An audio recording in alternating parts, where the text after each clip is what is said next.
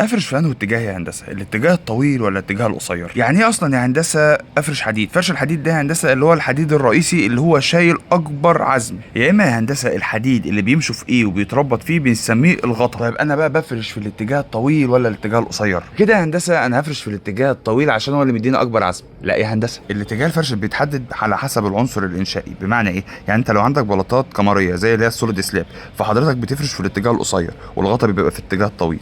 طب ليه؟ لان الحمل بيمشي في اقصر طريق يوديه للكاميرا، بالتالي كده بقى العزم الكبير هيبقى في الاتجاه القصير. دي حاجه معايا يا هندسه وهي القواعد المنفصله. لو هي مربعه فمش هتفرق الاتجاه الطويل من القصير لان الاتجاهين شبه بعض. طب لو هي مثلا مستطيله فحضرتك بيكون العزم في الاتجاه الطويل لان الاتجاه الطويل ده بيديك اكبر عزم بسبب ان الكابوله او الرفرفه بتبقى كبيره. نخش يا هندسه على البلاطات اللي هي قمريه او اللي هي الفلات سلاب او الهوردي.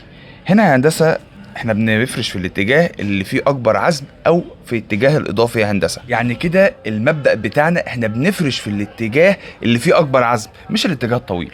لو دي اول مره تشوفني فانا المهندس احمد هلال واقول لك على كل حاجه تخص التشطيبات والانشاءات.